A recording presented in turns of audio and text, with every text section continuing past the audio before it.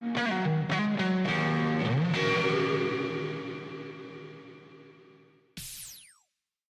a way, it seems that what you're saying here is that proposing is that it's always been a business of instability and disruption, and that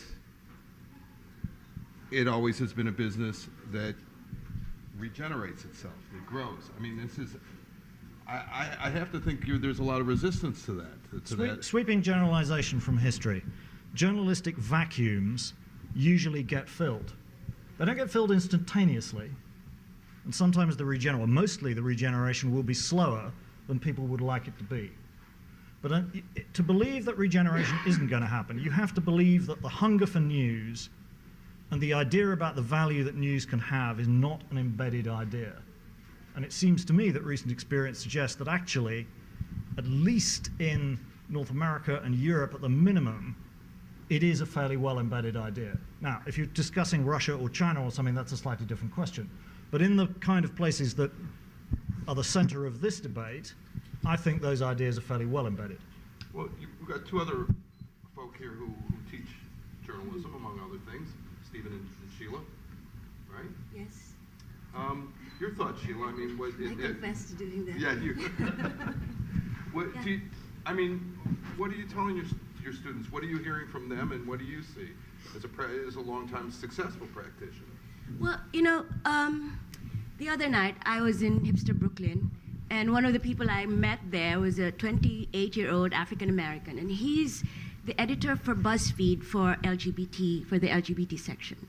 And he has 6 reporters working under him, including one who's a foreign correspondent looking at LGBT issues around the world. So can you imagine the New York Times or the New York Post or any major newspaper having an LGBT unit, much less an LGBT reporter? So what I'm saying is there are new audiences now that are going online, and these new news organizations, speaking of disruption, are finding these new audiences and engaging them in new ways. And part of what you said today, the Pew report that was released today was sort of a guarded optimism, saying there are these new news organizations finding new audiences that were never served by what was the media before, using new ways of storytelling and new ways of engaging the audience. And it's really not new because, this has happened before, as George says, the founder of my school. Sorry about this, I'm in the other journalism school I'm teaching uptown. Founder of our journalism school, Joseph Pulitzer, was a disruptor himself. He was a Hungarian immigrant, he was an outsider, and he introduced innovations in storytelling and design and presentation as well. Sort of lurid headlines, big illustrations, talked about crime, didn't talk about weighty matters of public policy, but he brought, the everyday reality of people's lives and reached out to new audiences in that time, the late 19th and early 20th century, the new audience of immigrants who were coming to the cities. So it's sort of a pattern here, as we see, and as you say in your book, so recurring. So I'm telling my students, it's great to be in a period of disruption because you have a chance to innovate and reinvigorate and reinvent journalism.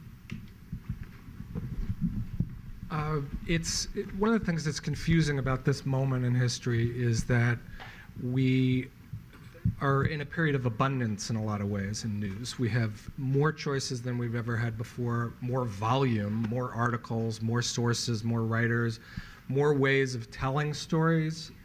It is easier to publish stories. The cost of publication has gone from being a millionaire to 0. That's a rather remarkable drop. In so many different ways, the system is more democratic and more open than it has ever been. And yet, I do think that there are pockets that are very worrisome and not getting better. And they're obscured by how much really wonderful regrowth and innovation there is. And I think it's really useful to be as precise as possible about what the problem is and isn't. The problem is not content. The problem is not news. The problem is not even journalism. I would say the problem is something much more specific than that, which is what I would say labor-intensive accountability journalism, especially at the local level. Now, why is it that this means covering the courthouse, covering the State House? Why is it that would be somehow impervious to a lot of these other wonderful things that are going on? Well, a couple reasons. One is underlying this business, underlying the challenge that we have right now is a collapse of the advertising-based business model for news. And even though I have been among those who've criticized, traditional journalists for not, adapting quickly, that isn't actually the main reason for this problem.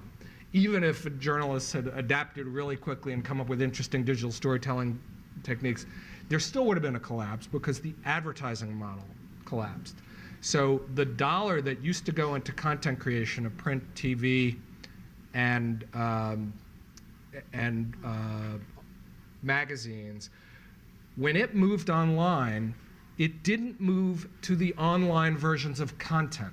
It didn't go from analog content to digital content. It went from analog content to Google and analog content to Facebook. So actually only a small percentage of the money that of advertising money online goes to content creators. And as a result of this and the massive amount of volume that there is, the amount of ad revenue you can generate from a particular article, if you think of it in terms of almost a revenue per article basis, has gone way down online. Now, the good news is that some people, some entities have gotten so good at engaging users on a national level, and to put it in economic terms, they've gotten it so the cost per page view, like how much it costs to generate 1 million page views, has gotten really low. So they've been able, so Huffington Post, BuzzFeed, people like that, have been able to outrun the drop in ad rates. But you can't do that on a local level because you're limited by the size of the city. There's just only so many people there.